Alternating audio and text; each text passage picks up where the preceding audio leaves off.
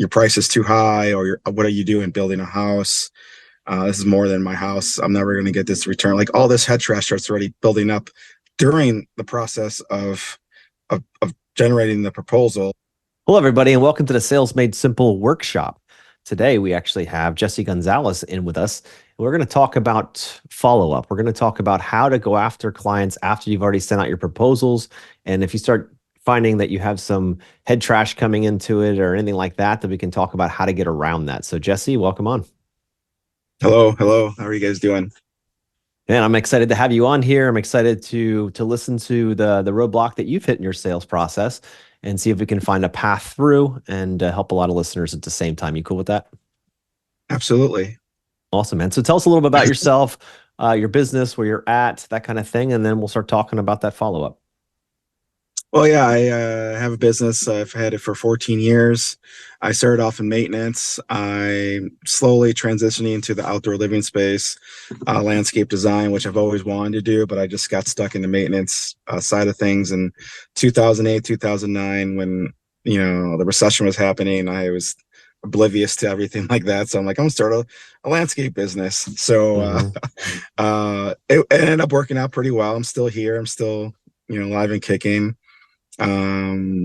Yeah, so this is where I've been, at my whole entire career, owning a business and meeting different types of clients, working with different types of people, having employees, and now just making that also that transition of, subbing work out now, which is another challenge in itself Mm-hmm. to other contractors to help build my projects. Got it. Cool. What kind of projects do you normally do? Like, what does an average project look like for you? Right now, it's like outdoor kitchens, mid-size patios, a deck project here and there. Okay. Nothing too extravagant, but I'm working on it. Cool. Well, that's great. It's a good place to be rolling here. So tell us about where you're running your sales problem, where you're running into that snag in the follow-up. So walk us kind of through a scenario and where you're finding that snag. Okay, so I feel like the initial contact with the customer is great. I don't mind, taking them on that journey and showing them like the potential and designing and having that communication throughout, the steps of like what are we going to go, what are we going to do, how are we going to design it. So getting all that stuff is fine. It's like when I do the proposal, I already start when I start putting the numbers in, I start having, these thoughts like, oh my gosh, is that too much? Or so I'm actually going back into like my past experiences of what other, I don't know, prospects, homeowners have told me in the past, like, oh, you're not competitive enough. I know the market, and um, your price is too high, or what are you doing building a house? This is more than my house. I'm never going to get this return. Like all this head trash starts already building up during the process of generating the proposal. And then once I send it out, that's when I start having those stronger feelings. And, I'm hoping that they call me instead of me having to call them. Um, so all that plays in part. So I look at their name, I look at the CRM, I look at their name. I'm like, oh my gosh, I haven't contacted them for like a week or so. Like, what's going on? Do they not want me? They probably found someone else, you know? Mm. Um, and then when I do have the courage to call, sometimes it's just something pretty stupid, like, oh, they've been out of town, or they haven't gotten back, or they haven't had a chance to sit down with their spouse and like go through the numbers and see where they're able to finance or get the funds to do the project itself. And or some they just, I call and they don't even pick up or answer. So that right there starts playing a big part. So it's like, well, if they're really interested, then they'll call me. And I know that I need to to make that first initial contact whatsoever, whatever it is, a Mm. couple days, a week, or whatever it is, just to see where they're at. So I know where they're at, so I know what I need to do. But it's just that head trash that's stopping me from actually doing it, because I guess I still want them to like me in some, I don't want to be portrayed as like, oh my gosh, this guy's too crazy, or have any negative talk towards me or my business.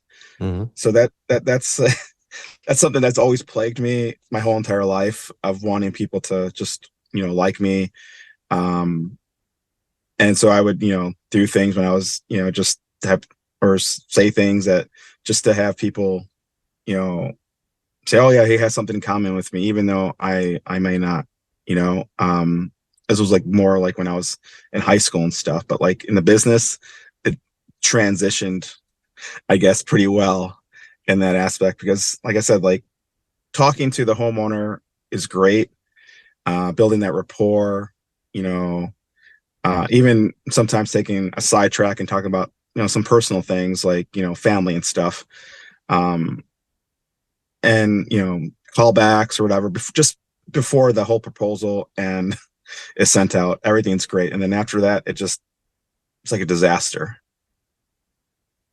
So a lot of questions here. So first question is, do you do your own designs or do you sub that out? I do my own designs. Got it. Okay. And you meet with your clients, you take them through like a sales process. Tell me a bit about that. Like, what are you doing before it comes time for the actual proposal? So yeah, I usually find out like what their needs are, why they're wanting this, what are they looking for, what they have right now in place, or if not, and what their intention is to for that new space. What's that going to look like? Um, so I get a better idea. I end up going out, doing a consultation, talking to them.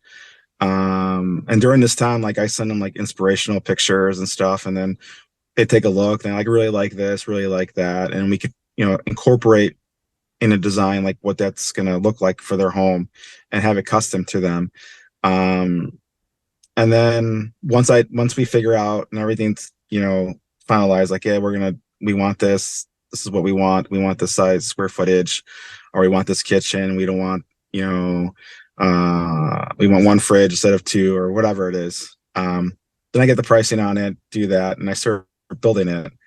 I during this whole time, I give them like a rough range, a little bit, of pricing, but I try to minimize it. I don't like to bring it up more than like one time, I guess, Hmm. just because I don't want that like sales resistance, or, I'm like, well, maybe I'm hoping that they like the design enough that they'll find, you know, um, the funds to fund this project. Um, so then everything looks great, everything's fine, or they're like, oh, that's fine, that'll work. Sometimes okay, so the most recent one is like, this was a large deck, and it was about like with a glass railing. They wanted a pergola, kitchen. It was going to be like about close to like roughly around $150,000. And I told him, well, you're looking at around, over $100,000, project here. He's like, oh, that'll work. He's like, the only thing we got to figure out is just like the cedar roof. There's some going on with it, and don't know how much that's going to be and stuff. So I was communicating with him, talking to him. Everything's fine. He told me about the cedar roof. He's like, oh, it's not as bad as I thought. It's just going to need a little bit of maintenance. That's only like, a few $1,000s, whatever it is. And I'm like, oh, cool. He's probably going to do the project. And he was very excited. And then I was, once I sent him the proposal, it took him, oh, see, 'cause this is why I waited. It took in 2 weeks. This is 2 weeks, because I feel ashamed about this one. But 2 weeks, he actually reached back out to me, and then he basically said he was sticker shocked. Hmm. And then it's like, oh shit, like didn't we just talk about that, it's gonna be like around $100,000 or above, whatever, and he seemed pretty fine with it. And then I, talked to, like, I messaged him back, and called him, and basically said like, maybe we could, instead of like the glass railing, what if we do like different types of railing, and maybe hold off on the like the pergola and the kitchen, and just do the deck. And again, no response. Yeah. So that right there is like, man, like, what did I do wrong? Or I'm sure there's a lot of things I did wrong probably to do that, but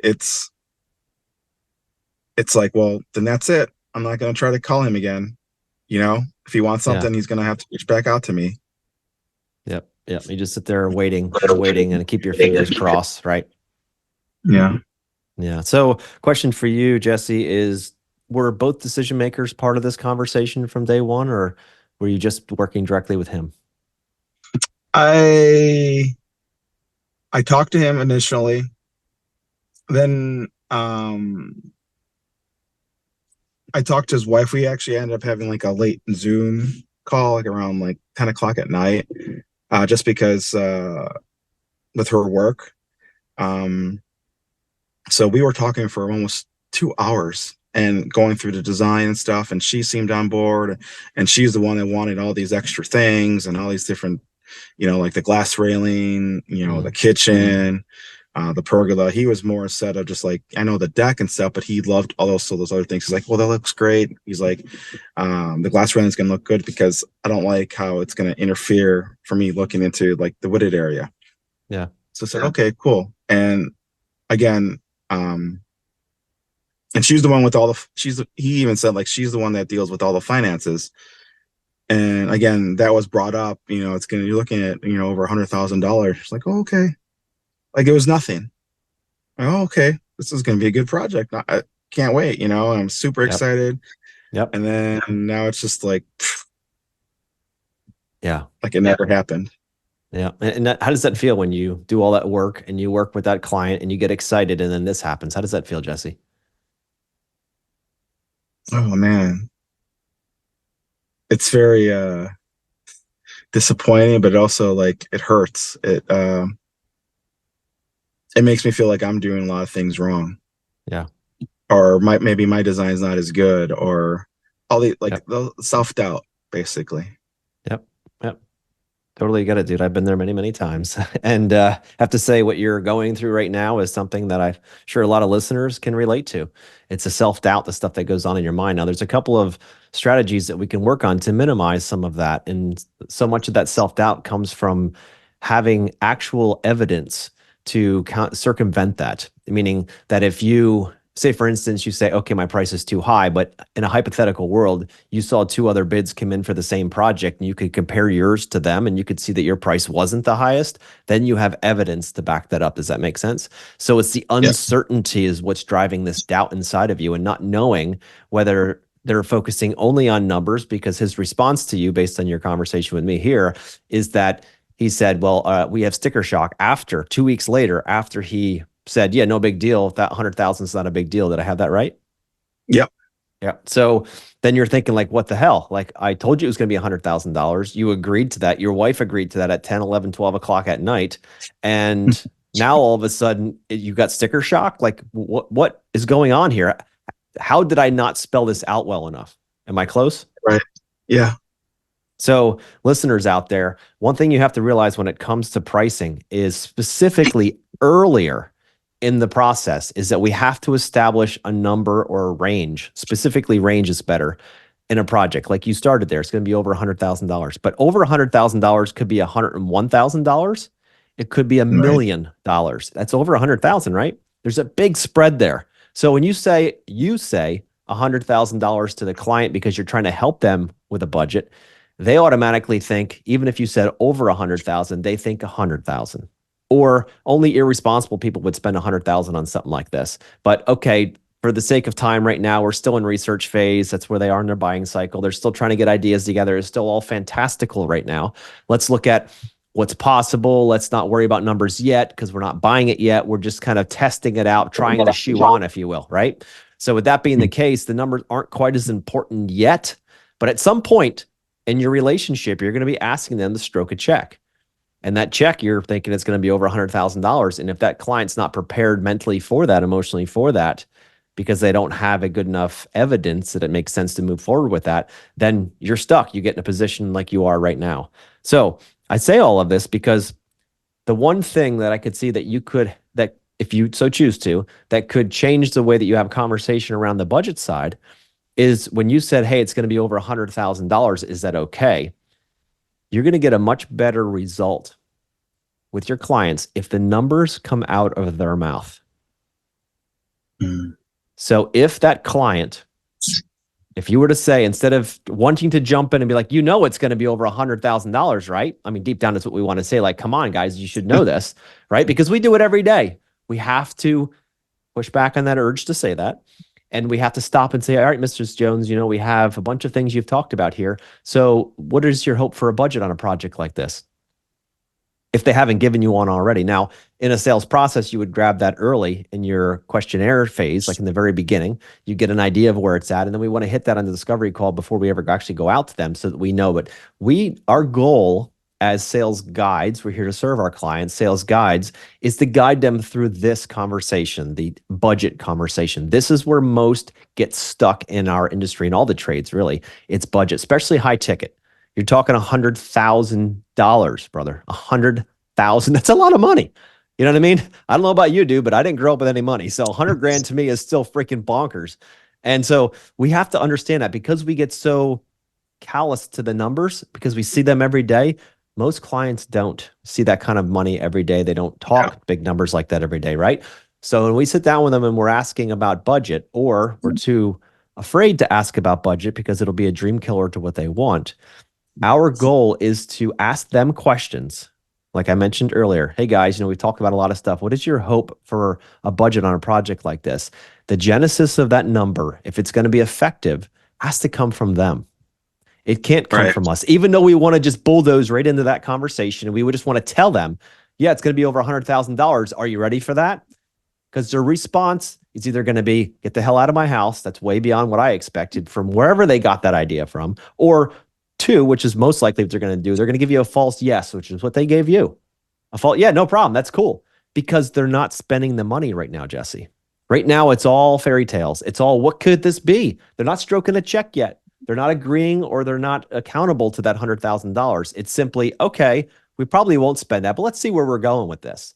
And eventually, when your budget comes back, what did that project end up coming back? What did you try to sell that project for? How much? It was Roughly. like 100, roughly like 129. Yep. -ish. So now you said it's going to be over 100. They heard 100. Now you're at 129, so you're $29,000 over the 100 that they heard, even though you told them more. Now you've got this impasse where they're not going to spend more than 100. This is already way past what they want to do. 129 is way over the top. The number that came for that budget came out of your mouth, not theirs. So they gave you a false yes. This happens all the time in contracting, specifically in high ticket. Does that make sense?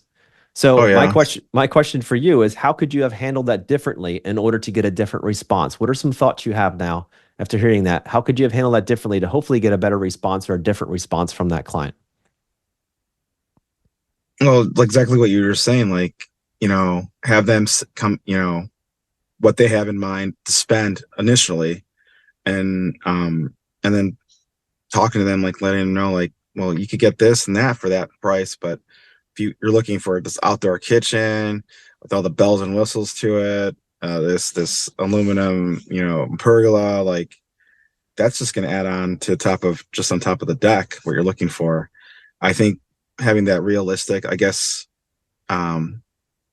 was it creating like a price condition of some sort, so they understand initially what that's going to look like. So I don't want to get another, that I'm sticker shocked type of response again. It hurts, man. It hurts. It does. You're like, how could it possibly get sticker shock? I told you it's going to be over 100 grand, and it is over 100 grand. I've delivered on my word. My expectations are clear. Why do you get sticker shock? Why? And this is why. This is why their expectations weren't met. Even though they said, and they gave you a false yes, they said differently to your face because they didn't want a confrontation. They didn't want conflict. They didn't want you to be mad at them.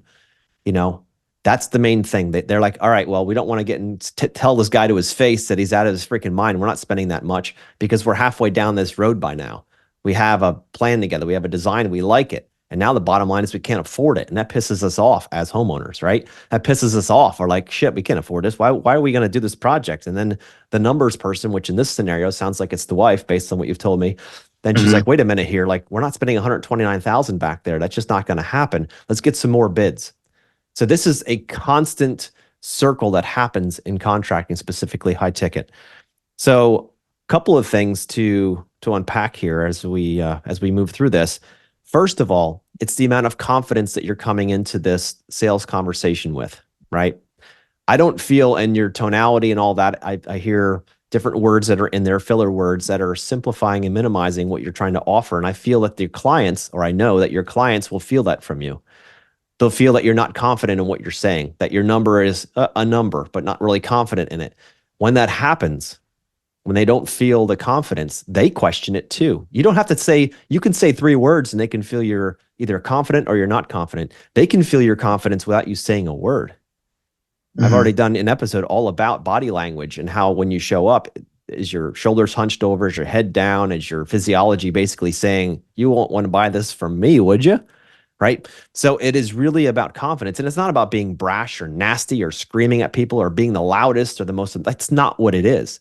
It's about listening well, in leading with questions, letting your clients sell themselves, not having to sell them anything. That's the secret to this entire process. This is the best version of serving, is to ask questions, let the clients drive the ship. You're just asking them and guiding them. You're keeping guardrails up. That's all with your questions. Yeah. So by asking questions specifically around budget, setting expectations early, asking them what do they hope their, what do they hope a budget would look like for a project like this? And if they said, Jesse, let's, 70,000 is about what we're thinking. Bingo. Okay. They're giving to you what they think is going to be, probably going to be lower than what they will spend, but they're going to give you some kind of a framework. Are they talking 15,000?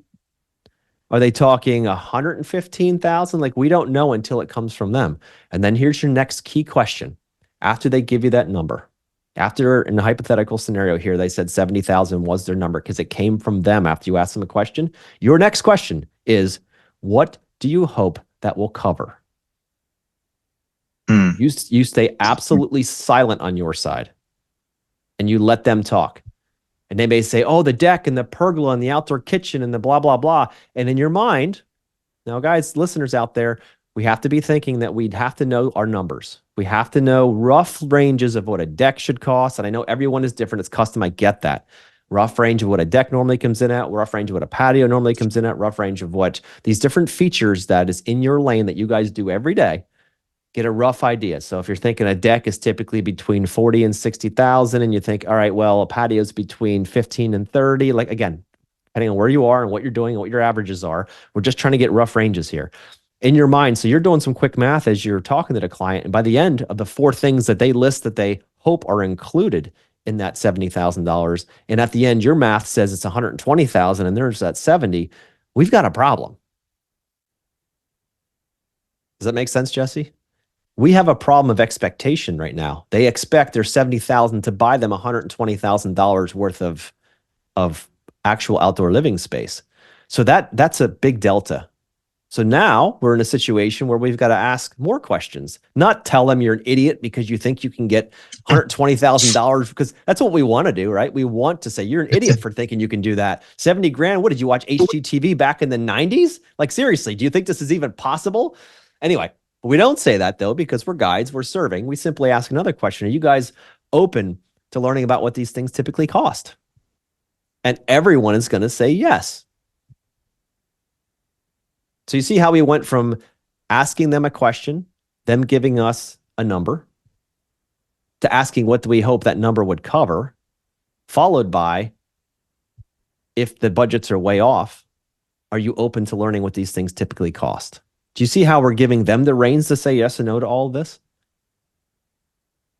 And then we have a conversation. And either they say, wow, I didn't expect it to be that much. Okay, which feature or function here would you like to cut out or add into a future phase so that we can get it down to 70 for now for you? Maybe we phase it over time. Are you open to that? Yeah. So I'm going to pause there. I've been doing a lot of talking, Jesse. What's been landing for you? Just being a little bit more real with them and having them, make that, like you were saying, that call and what their budget is. But again, I hesitate on that because I feel through past experiences myself, like well, I'm not going to tell you my budget, because if I tell you my budget, you're gonna maximize it and you're gonna get to where it's at. And Yeah. even though it's not, because I'm trying to avoid what happened to me with this situation. Yep. And it's not trying to max out their budget. I just want to know what they're willing to spend, so that maybe we could, like you said, phase this project out in different phases. And it's like, for this would be like, do the deck first, and if you're going to be doing the pergola, next year, then we make sure that we reinforce the deck area and have the footings there, so when we do put it in, it's ready to go. We just install it. That's right. The kitchen too, same thing. Where you want the kitchen, so we could put the utilities in there, like and get conduits running through, and making sure it's ready for hookup once, with all the, if it's water, if it's the first sink, or a natural gas, or some lighting, all that stuff. um but yeah, just having that conversation with them, and being open. I know, again, I'm hesitant, because I think it's a sensitive subject to a lot of them. um Dealing with Jesse, other can I interrupt you? Can I interrupt you for a second? Yes. Okay. You said that you think that it's a sensitive subject to most of them. Am I correct in what I heard? Yes. So my question is it a sensitive subject to most of them or a sensitive subject to you? To me. And To could it me. be possible that you're casting and projecting that on other people, on your customers specifically? I'd say majority of the time, yes. So do the clients have the problem with budget, or do you have the problem with budget? Me. In some sense, because I feel like I've even had other people tell me that. Not all of them, not all, but those little small amount of homeowners that I've talked to that said that, actually, like, it seemed like they chipped that away at me, and it's stuck. So it plays a part of wanting to bring that up. Like, I don't want to. Everything's going good. I'm building rapport. We're having a great conversation about the project, and then next thing you know, like, Yep. It it's comes like up and throwing a bites you. wrench. Yeah. Yep. Thief in the night comes out and steals the project from you. I get it, but we Right. have to be very careful as professionals that we're not bringing our own stories and our own head trash into the client's world. For them, $100,000 or $125,000 might have been nothing. Some people make millions of dollars a year, $100,000 they spend on vacation. I know it's tough for people like you and I who didn't start out with any money, weren't given a silver spoon, started with nothing. I get that. But for some out there, they didn't have that. They grew up with money. They grew up that it was never a thing. So we have to be very, very careful of how we approach that subject. It's a very intimate subject for most. It's either lack or thriving or survival. There's so many different parts of the money conversation, and we don't have time to go deep into that today. But the bottom line is that until you shift the way that you see money, your clients are going to keep responding this way to you because you're leading with that.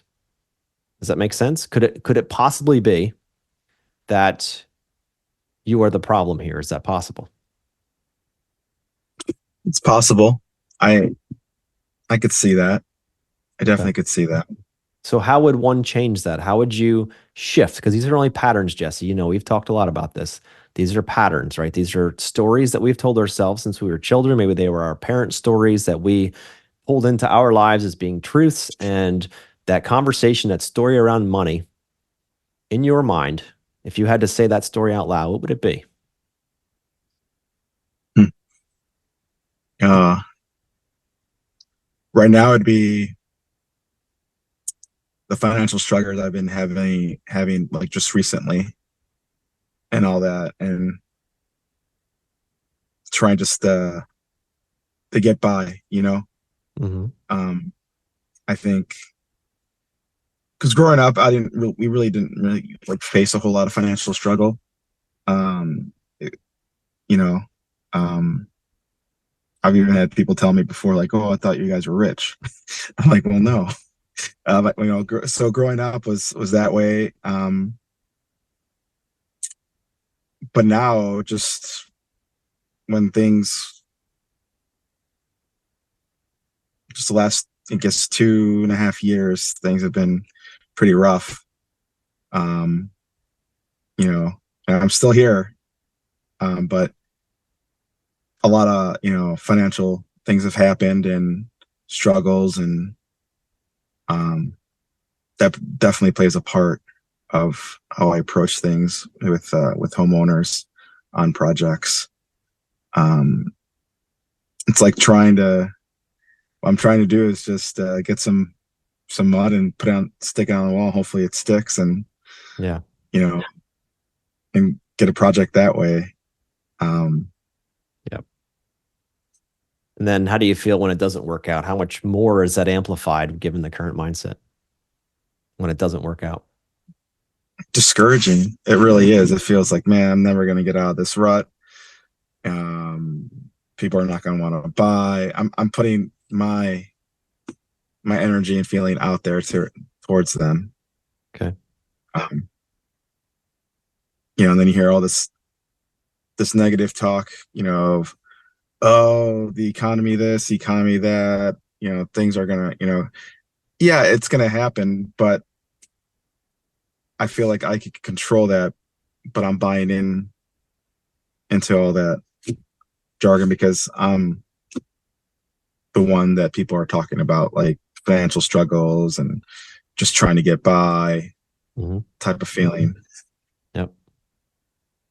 No, I get it, dude. And we can find all the evidence in the world to support our thought, right? That there's not enough money Yeah, out there, that no one's buying right now, and it's not my fault. It's the economy, it's the president, it's the whatever, it's the homeowner association, it's the weather, it's 100 things. We could always find evidence to support whatever, the positive or the negative. So we have to be very careful about where we're looking for evidence, right? all So right.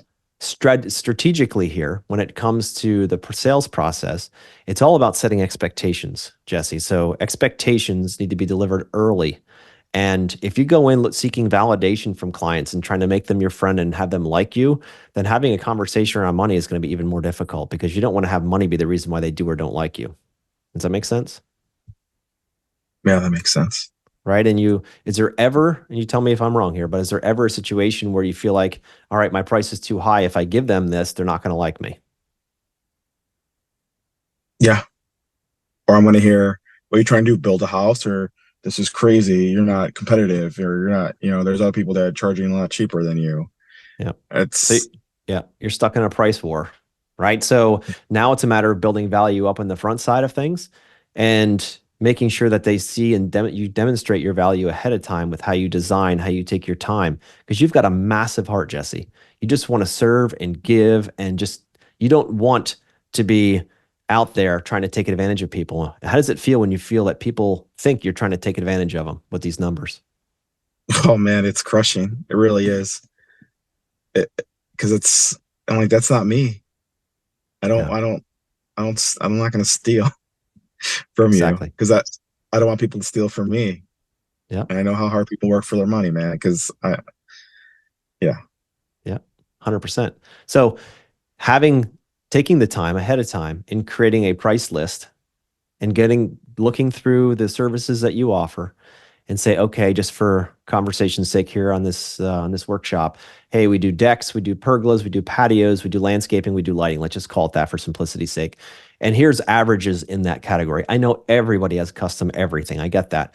But have averages for that. They typically are X to Y, X to Y, X to Y. Memorize those things, write them down, tattoo them on your hand, whatever you got to do to know what those things are. This way, when you're talking to clients, you can tell right away when you ask them, what do you hope your budget is for a project like this? And they say $70,000. You can take a quick, calculator in your head or pull out your iPhone and do a calculator if you want and say, all right, well, we're in the realm, like 70,000 should cover us. So we should be good, or we're way off. So taking the time, knowing your numbers, Wes over at Synced Up, we got you covered there. Know your numbers, know what these things cost, and say, okay, I know what my ranges are. Now let's apply them to this project and let's see if they line up with their expectations. That's really what it is, right? if the client, and this will happen too, you mentioned this earlier, if the client says, I don't know what my budget is, or if you ask them, hey, what do you hope for a budget for a project like this? And they say, yeah, I don't know what that is. You can always go in for round two, which is, all right, but if you had to guess, fun, light, joyful, like, if you had to guess, what do you think it would be? Two swings. And then they're going to say, well, you know what? We were thinking, I don't know, 70,000. Okay. Next question. What do you hope that'll cover? And then get the list. And then in your head, you do your inventory. There's 4 things on their list. I can do the quick math tally. We're within range or we're way off. If you're way off, simply say, hey, I get it. Are you guys open to learning what these things typically cost? Or you can ask another question like, hey, are you open to phasing this project in order to get what you want? Because you don't know. For some people, they're like, no, we're only ripping the yard apart one time. That budget has to do it all. We're done. And for others, they're like, yeah, we'll work on this for the next 10 years. Every year I get a bonus. We're going to put into the backyard for the next 10 years. We can do 100 grand a year. That's $1 million, whatever. Like, you don't know where their head's at. So let's not assume. Right. Right? Having a conversation that way where the genesis of the numbers and the guidance is coming from you through great questions and having them simply fill in the blanks. Do you think that could be a more effective way than just telling them what the budget should be? Do you think that they're more bought into the project if the numbers are theirs? Yeah, because they're the one that said it. That's right. It's the genesis of the number. That is a critical fact in budgeting with clients, is getting their number. And yes, they're probably shooting low. Yes, they'll probably spend that or more or double it. Who knows? Because they don't know you yet. They don't trust you. It's a defense mechanism. It's very normal. They're trying to protect themselves. It's perfectly fine. And you just have to understand that. Don't call their bluff yet. You simply say, okay. And the next thing you know, when you get those and you say, hey, are you open to what these things, learning what these things typically cost? And they said 70, you said 120. You would be blown away by how many times clients have come back to us and said, well, you know what? Actually, yeah, we didn't really know. We were just kind of guessing. We thought 70 sounded like a big number, so we threw it at it. But 120 is fine. We're good to move forward with that. Do you think there's more buy-in when a client says it like that versus says yes to you that you told them it's going to be over 100,000? Yeah. They got to be shocked if at that point. How would you feel if it was handled that way to you personally? How would you feel if someone just told you it was going to be over $100,000 in that same situation? Flip it around, man. Put your feet in their shoes versus them asking you like you care about what the number is for them. I feel relieved. I feel I think it just would take a lot out of my shoulders or that head trash out and just focus on the project itself. Like feeling like the most important part is handled. Now let's try to put their project in their backyard, like build it, get what they want. Yeah. Because after that, like the exciting part is like designing, talking to them, going through all that, looking at the materials. Like I like that stuff. Yep. The whole budget thing is the scariest part of this whole process for me. But not just for you, Jesse, for most of us. Let's be honest. Most of us got into this industry because we love to build cool stuff. We want an endless amount of opportunity. We want to be proud of the awesome ability that God's given us to build things. The whole sales thing and business thing comes as like all right, we got to learn that part, or I'm not comfortable with numbers, but I just want to build. Do you see where there's an oxymoron in there? Because without the customer being okay with the budget, you're not building. We have to get just as good at having that conversation with customers, knowing where to put it in the conversation, not leading with it, but having it after you've built rapport and built trust with them to have that conversation around budget so that you can build these projects. If we don't, we're not going to have any work. And that goes for all the listeners out there. If we get so focused on only the hard skills, the skills of building, which might come natural to us, we might just love that part. But if we can't sell it, or we don't have people on our teams who can serve and sell and help clients and understand by asking great questions, you're not going to get the opportunity to build. That's why the industry closing rate is around 25 to 30%. And that's because of this. Imagine an industry, an outdoor living, design, build, landscaping, hardscaping industry where 75% closing rate is standard. Imagine that. The only way that happens is when we start working on these soft skills and learning how to have these conversations with clients so that we don't have to just guess and assume and then blame them in the end for the reason why the project didn't go through because they were shocked of the sticker shock of the $129,000 bid on the project that they thought was going to be far less, but didn't have the guts to tell you. And now you've wasted all your time and their time trying to figure that out. Why not lead with that? Yeah. So again, I've been talking a lot, Jesse. What's been landing for you, and what are your action steps that you'll take after this call? What's been landing to me is bring that up at the beginning of the consultation, just and making sure both of them, well, at least one of them, and then going back. Usually, I talk to one person, and then at the second time we talk, with especially in design, the spouse comes, and then we end up talking more. But I need to bring that up and figure out what their budget is or what they're willing to spend, and then we could expand on that, because I don't want to feel that pressure in the back end and just hoping and praying that it works out for them and everything's good to go. Because I've had people say, "Hey, man, your designs look amazing, look nice. I love them." They love everything about it, but then at the end of the day, like that's my downfall. So if I'm able to build that budget up at the beginning, getting some numbers from them, not me telling them numbers, but them giving me numbers, Mm-hmm. And building on that to relieve some of that stress and anxiety that builds up in me during this whole process, and just working on it and having the courage to basically say it. And I like that, having like a list, so I'm able to not like guess of Mm-hmm. like what these numbers would be like, and just like even bring it out and just have this broad range of what the project, like, what things would cost. Again, it's granted it's different, especially if they're all custom made, not like a cookie cutter type Right. project. So they have an idea, and then just again let them tell me instead of me telling them. I think that's a big part that I Absolutely. took from this. That's a huge piece right there. And when you start showing up with more certainty around your numbers, your confidence will automatically increase. Your customers will not only feel it, they'll see it, and you'll become a higher value to them. Because what they want is confidence. If this guy can't talk and work through this basic idea of budget, what the hell is he going to do when it comes to building this project? You're seeding doubt, not certainty for them. And they want certainty in an uncertain world. That is your mission as the guide, is to be that certainty. And if you're not certain with your numbers and you're not certain up front, I mean, how can you do a design without a budget? Honestly, trust me, I did it for years. I can say this out loud and I'm not real proud of it, but I used to never ask for budget because that was always a dream killer. And I'd do the design and figuring they'll find the money when they love the design. Well, I was dead wrong.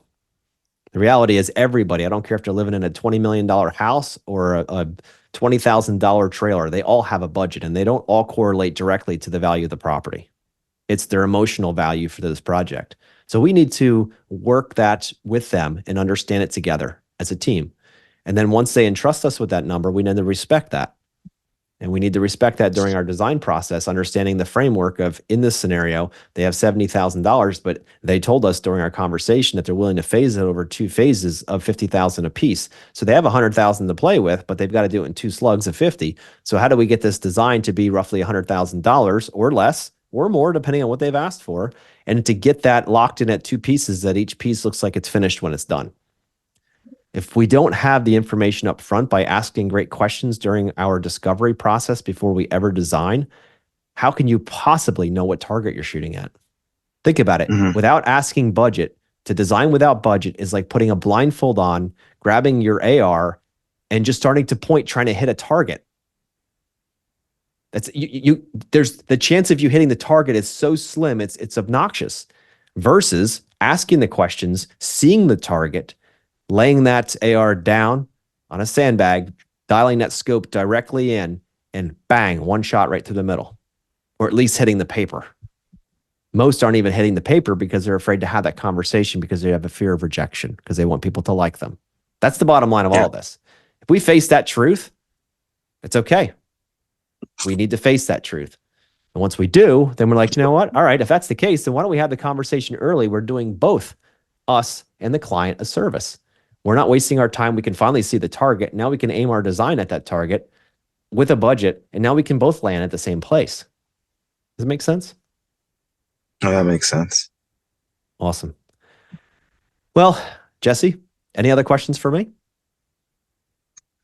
No, I just got to implement this stuff, and yeah, I'll let you know how it goes. You know, I'm a stickler for accountability. So what I would love for you to do, if you're open to the challenge, of course, is the next client that you meet with. But first of all, first thing you need to do is build this budget. Today. Okay. So I know this is short notice. Take the time over the next week and build that pricing list. And when you build that pricing list of the top 5, 10 things that you normally build, take it, write it out, look at historically. You want evidence for this, not guessing or feeling, evidence. The last 5 patios I did on average were about, take all of them, divide them by 5, 500, 700, 300, blah, blah, blah, down through and get an average square footage. And then look at what that would cost. And then give a range, shoot a little bit high because you don't know exactly what other features are going to, or other things are going to be on that patio because everyone's a little different. Get a range. Do the same thing with a deck, same thing with a pergola, all of that. Get rough ranges, averages with evidence from what you've built before.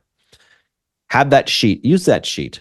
And you're going to find quickly if that sheet works or not. If you can set the budget correctly up front with a client as they give you numbers that you can set the expectation for budget early and it's accurate, when it comes to selling the project later, there's not going to be as much pushback because if their expectation was $100,000 and your proposal is $99,999, what is the chance of them pushing back, assuming that they didn't lie to you on the number? But if it came from them, the chance is less. So if you're landing it directly on the target, the chance of pushback is higher or lower, Jesse? What do you think? Lower. That's right. Now, there still might be some people that are just playing games, but for the most part, if you land on what you say, you said 100, we landed on 100, there should be nothing to push back on. You're eliminating objections. It's when you say 100 and your proposal is 129 that you've created an objection of $29,000 because they don't trust your word. That's my point. You got to get it right up front. And doing that is by adding some fluff to the front ends because it's a design. The design hasn't been done yet. We're trying to set an expectation of where budget should be. And can you build something like that for that? Simple. If you can do it up front, then when it comes time to present stuff, it should line up. And once it lines up, more trust is built and the potential for a yes is so much higher.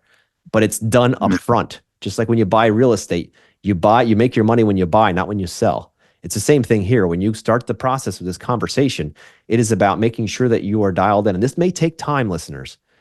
This may take time to get these numbers dialed in, but you need to start with something. Take the top 5, 10 things you sell, get averages for them. Start with that when you build budgets. And if you're low over the next few months when you're bidding, bump those up a little bit more. You'll find the sweet spot. And when you find that sweet spot, you're going to be able to budget way ahead of time by getting numbers from them and then just making sure that you can actually do things within that range based on what they hope it includes. What do you hope that'll cover? And now the game it's simple. You both know exactly what all the rules are. Instead of going and assuming and keeping your fingers crossed and hoping like crazy that you're going to nail it. Take the blindfold off, look through the scope, hunker down, breathe out, pull the trigger.